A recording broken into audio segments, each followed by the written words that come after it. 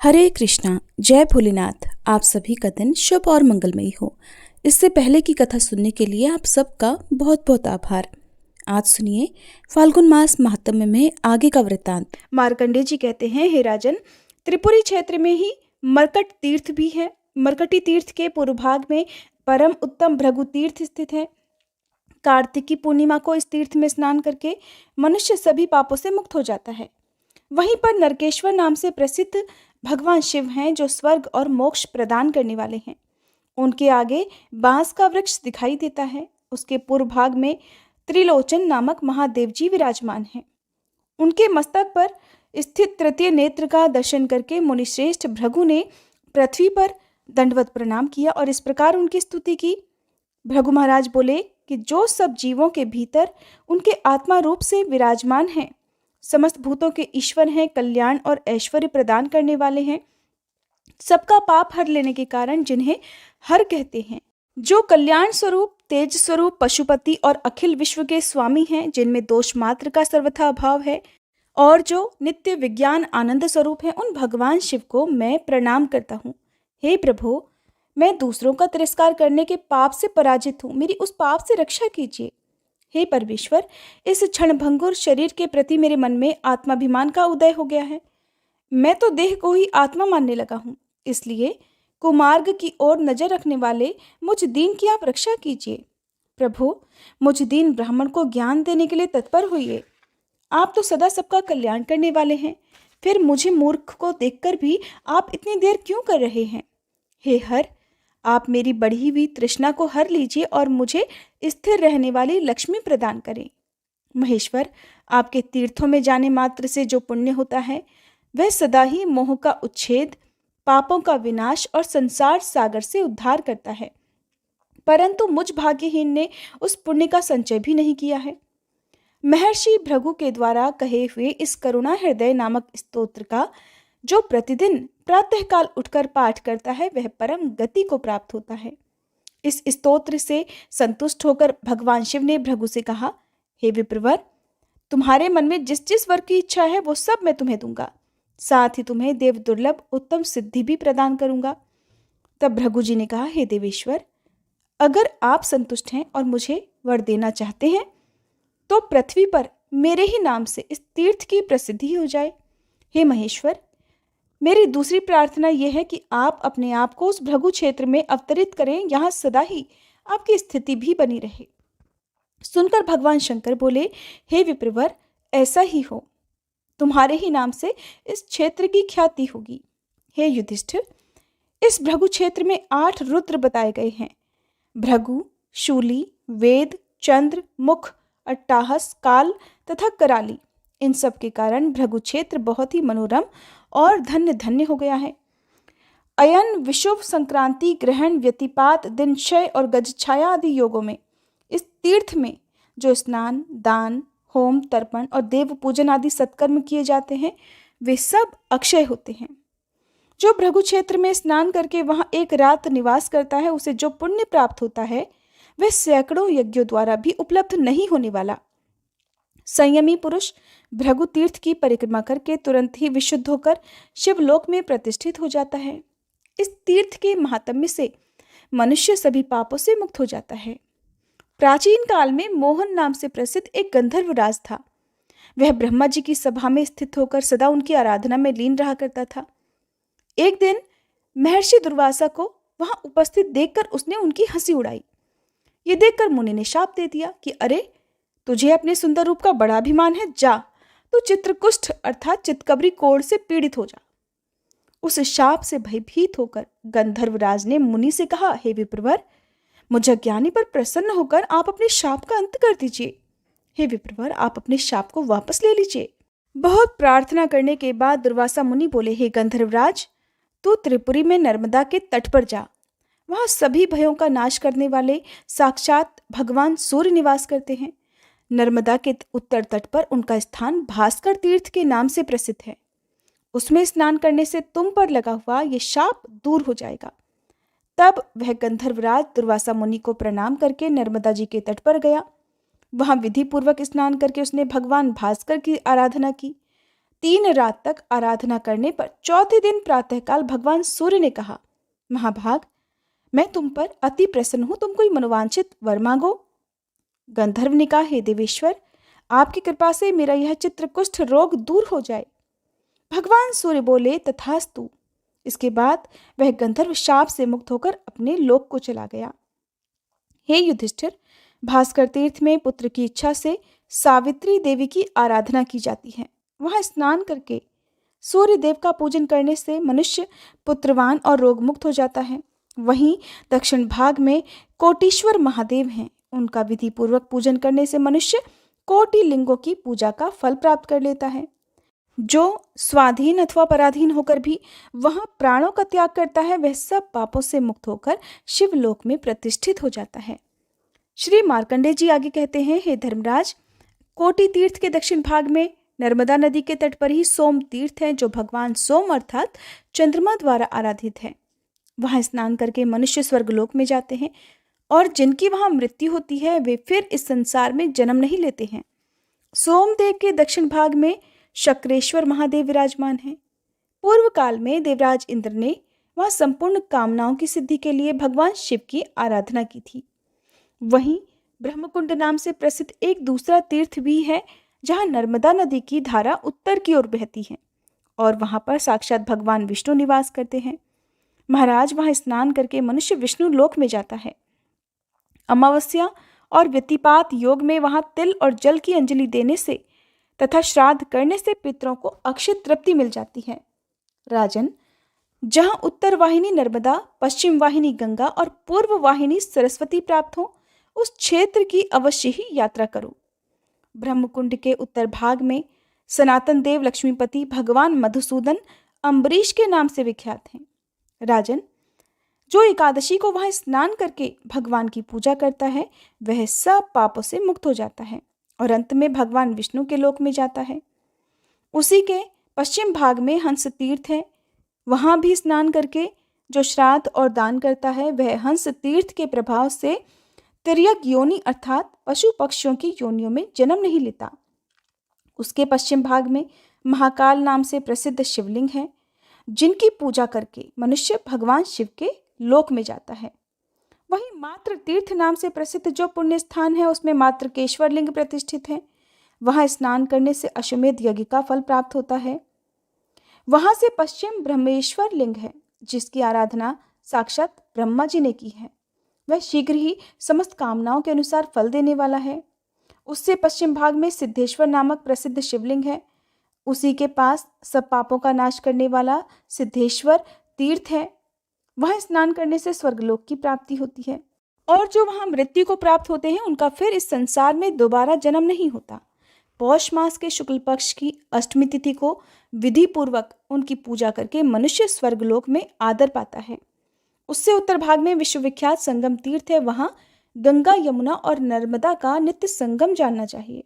महाराज, उसमें स्नान करने वाले को अश्वमेध यज्ञ का फल प्राप्त होता है। उस तीर्थ में पितरों का श्राद्ध अवश्य ही करना चाहिए। वह उनकी प्रसन्नता को बढ़ाने वाला और मोक्ष प्रदान करने वाला होता है। तब धर्मराज ने पूछा, हे मुनिश्रेष्ठ, इस तीर्थ में गंगा और यमुना जी कैसे आई, ये प्रसंग भी विस्तार पूर्वक बताइए। तब मार्कंडेय मुनि इस प्रकार बोले, हे राजन, त्रिपुरी में मतंग नामक एक प्रसिद्ध धर्मपरायण राजर्षि रहा करते थे। वे भगवान शिव के भक्त, महान योगी और वेद वेत्ताओं में श्रेष्ठ थे। एक दिन तपस्वी मतंग मुनि के समीप उसी मार्ग से जाते हुए सप्त ऋषिगण आए। उन्होंने उन ऋषियों को नमस्कार करके अर्घ्य और पाद्य आदि के द्वारा उन सब की पूजा की।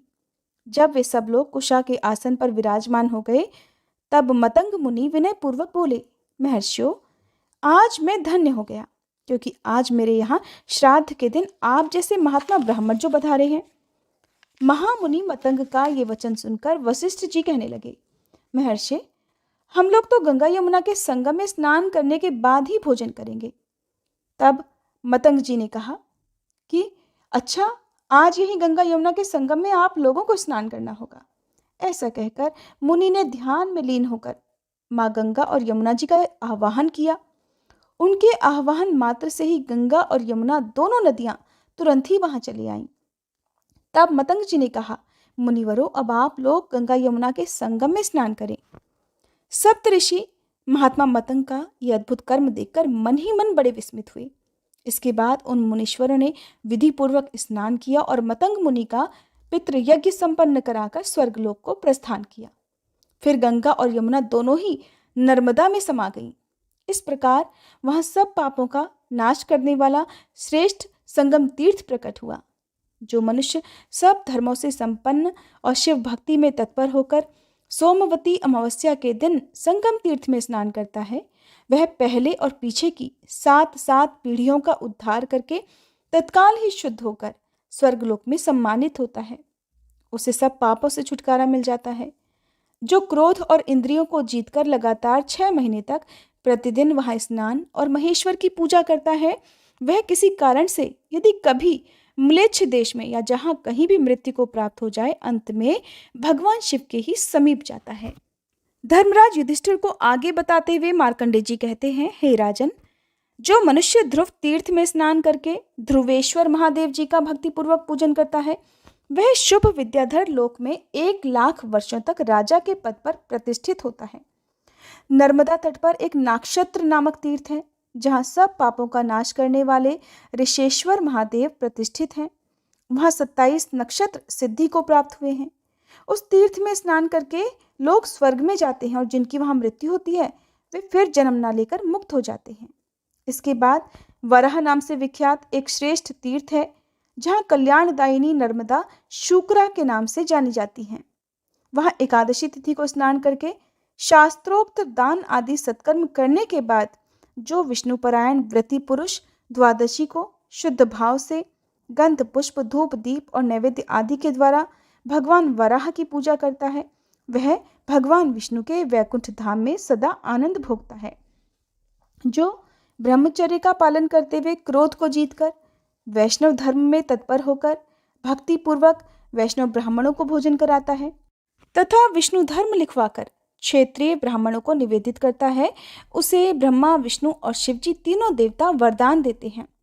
विद्यादान से बड़ा और कोई दान नहीं है, उसके प्रभाव से दाता को सब फल प्राप्त हो जाता है। इसके बाद चांद्रायण नामक एक उत्तम तीर्थ है। पूर्णिमा तिथि को जब चंद्रमा का रोहिणी नक्षत्र से योग हो, तब उस महोत्सव की बेला में सब सिद्धियों को देने वाले भगवान चंद्रभूषण की पूजा करके मनुष्य स्वर्गलोक में प्रतिष्ठित होता है। जो परम धर्मात्मा पुत्र पूर्णिमा तथा सूर्य ग्रहण के अवसर पर पितरों के लिए तिल और जल की अंजलि या फिर पिंडदान देता है, उसके पापात्मा पितर भी तृप्त हो जाते हैं। वहीं पर द्वादशादित्य तीर्थ है, वह उत्तरायण काल में पुण्य की वृद्धि करने वाला है। राजन, वह संक्रांति काल और विषुव योग में स्नान और सूर्यदेव का पूजन करके मनुष्य सूर्यलोक में सम्मानित होता है। उत्तर दिशा में शंकर नामक शिवलिंग बताया गया है। जो अमावस्या में भगवान शंकर का पूजन वहां पर करता है, वो सब पापों से मुक्त होकर अंत में ब्रह्मलोक को जाता है। इसके बाद विश्वविख्यात संगम तीर्थ है, जहां नर्मदा के साथ दत्तात्रेय नदी मिली हुई है। वह उत्तर की ओर से आकर मिलती हैं। देवता और दैत्य सभी दत्तात्रेय नदी को मस्तक झुकाते हैं। वहां संगम में स्नान, दान और भगवान विष्णु का पूजन करके मनुष्य अंत में विष्णु लोक को जाते हैं। चंद्रवंश में सत्यधर्म परायण देवानीक नाम से प्रसिद्ध एक राजा हुए हैं। उनके एक पुत्र हुआ जिसका नाम हरिकेश रखा गया। वह समस्त शुभ लक्षणों से संपन्न महान बलवान चक्रवर्ती राजा हुआ। महात्मा हरिकेश ने अनेकों यज्ञ किए। उनकी राजधानी कन्यापुर में थी, जो कुबेर की अलका के समान ही शोभा पाती थी। कन्यापुर की समस्त प्रजा दीर्घायु और धन धान्य से संपन्न थी। श्री शैल नामक पर्वत पर त्रिपुरा के पास तुंगभद्र नाम वाली एक नदी है, जो मल्लिकार्जुन के दर्शन से पाताल गंगा कही गई है। उस पुण्य क्षेत्र में प्रतापी हरिकेश ने सूर्य ग्रहण के समय 1 लाख गाय और 1 सहस्त्र स्वर्ण मुद्रा की व्यवस्था की। फिर सूर्य ग्रहण से 5 दिन पहले उन्होंने वेदों के विद्वान और बहुश्रुत ब्राह्मणों को बुलवाया। वे ग्रहण के समय इन सब गौओं का दान करना चाहते थे। ग्रहण से पहले उन्होंने आग्नेय इष्टि प्रारंभ कर दी। दैव योग से उनके आहवनी अग्नि में अत्यंत तेजस्वी रुद्र देवता संबंधी मंत्रों द्वारा आहुति डाली गई। उस समय पाताल से प्रलय काल के समान प्रज्वलित अग्नि प्रकट हुई, जिसने वहां के 10,000 ब्रह्मचारियों और 1 लाख गौओं को जलाकर भस्म कर दिया। वहां का यज्ञ मंडप और नगर भी भस्म हो गया। ये सब देखकर हरिकेश के मन में बड़ा दुख हुआ। वे अग्नि में समा जाने के लिए अपनी रानियों और समस्त मंत्रियों के साथ अपने आसन से उठकर खड़े हो गए। उस समय सब और बड़ा हाहाकार मच गया। तभी एक ब्राह्मण ने कहा, महाभाग, तुम श्रेष्ठ नगर कल्पग्राम में चले जाओ।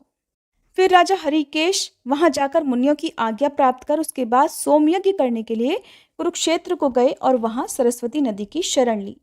वहां पहुंचकर उन्होंने शिवजी, विष्णु जी और सरस्वती देवी का स्तोत्र और जप किया। फिर वे बोले, मैं अब कुरुक्षेत्र को जाऊंगा और कुरुक्षेत्र में ही रहूंगा। कुरुक्षेत्र का तो नाम लेने से भी मनुष्य पाप मुक्त हो जाता है। संपूर्ण शब्द रूपी महाऔषधों से जिन्होंने समस्त जीवों के कलंक को धो डाला है, जिनके तीर्थों का मुनिगण भी सेवन करते हैं, वे सरस्वती देवी मेरे सभी पापों का नाश करें। राजा का ये वचन सुनकर पापों का अपहरण करने वाली, पापों को भस्म करने वाली देवी सरस्वती ने कहा, राजन, दुख छोड़ो और मेरा श्रेष्ठ वचन सुनो। तुम्हारे यज्ञ में 10,000 ब्रह्महत्या और 1,00,000 गौ हत्या हुई है। इतने महान पाप से छुटकारा दिलाने में इस चराचर जगत के भीतर एकमात्र नर्मदा नदी ही समर्थ है।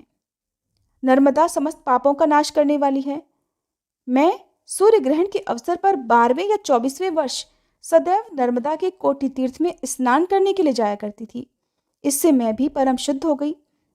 राजन, नर्मदा में स्नान और शिवजी का पूजन करके एक श्रेष्ठ यज्ञ करो और उसमें बहुत से स्वर्ण की दक्षिणा दो। इससे तुम्हारा उद्धार अवश्य ही हो जाएगा। जो ब्राह्मण और गौवें वहां मृत्यु को प्राप्त हुई हैं, उनकी अस्थियों को ले जाकर नर्मदा जी के जल में बहा दो। उस जल का स्पर्श होने से उन सब को देवलोक की प्राप्ति हो जाएगी और नर्मदा जी के जल और तिल की अंजलि देने से उन सब की उत्तम मुक्ति भी हो जाएगी। सरस्वती जी का ये वचन सुनकर राजा ने उन्हें प्रणाम किया और फिर रानियों और अपने परिवार के साथ प्रसन्नतापूर्वक कन्यापुर में लौट आए। वहां जाकर राजा ने अपने सेवकों को आज्ञा दी कि तुम सब लोग सभी आवश्यक सामान इकट्ठा करके यज्ञ की सामग्री भी साथ लेकर नर्मदा नदी के तट पर चलो। राजा का आदेश पाकर सेवकों ने अन्य सामानों के साथ उचित रीति से उन ब्राह्मणों और गौओं का अस्थि भस्म भी वहां पहुंचा दिया। इसके बाद वह अस्थि भस्म आदि नर्मदा के जल में मंत्रोच्चारण पूर्वक बहा दिया गया और उत्तम विधि से पूजन करके हाथ जोड़े हुए राजा ने देवताओं और ब्राह्मणों को फिर तृप्त किया। उस स्थान पर एक स्तोत्र प्रकट होकर नर्मदा जी के जल में जा मिला। वह नर्मदा संगम गांजाल के नाम से प्रसिद्ध हुआ। जहाँ गांजाल है वहीं एक सिद्धलिंग भी है। जो ब्राह्मण और गौ उस प्रलयाग्नि द्वारा दग्ध हुए थे, अर्थात भस्म हुए थे, वे दिव्य विमान पर आरूढ़ होकर और आशीर्वाद देते हुए हरिकेश की प्रशंसा करने लगे। कहने लगे, महाभाग, तुम्हारे प्रसाद से हम सब लोग दिव्यलोक में देव भाव को प्राप्त हो गए। ऐसा कहकर वे सभी विष्णु धाम में चले गए। राजाओं में श्रेष्ठ हरिकेश भी अत्यंत प्रसन्नता के साथ लोक पावनी नर्मदा देवी को नमस्कार करके एकाग्रचित्त होकर उनकी स्तुति करने लगे कि हे सरिताओं में श्रेष्ठ नर्मदे, आपको नमस्कार है। आपके जल में जहाँ कहीं भी स्नान करके मनुष्य सब पापों से मुक्त हो जाता है, इस घोर संसार सागर में फिर उसका जन्म नहीं होता। कोई भी बलवान सहस्रों जन्मों में भी आपके वेग को नहीं रोक सकता। आपने संपूर्ण चराचर विश्व को अपने जल से व्याप्त कर रखा है। हे महादेवी, आपकी ही कृपा से मनुष्य की इस भवसागर से मुक्ति होती है। राजा हरिकेश का ये स्तोत्र सुनकर नर्मदा देवी ने उन्हें प्रत्यक्ष दर्शन दिया और फिर कहा कि महाभाग, मैं तुम पर प्रसन्न हूं, तुम अपनी इच्छा के अनुसार कोई वर मांगो। हरिकेश ने कहा, देवी, आप मुझे पवित्र कर दीजिए। आपके जल में स्नान, अवगाहन, पान तथा आपके नाम का स्मरण और कीर्तन करने से तत्काल ही 7 जन्मों के किए हुए पाप नष्ट हो जाएं।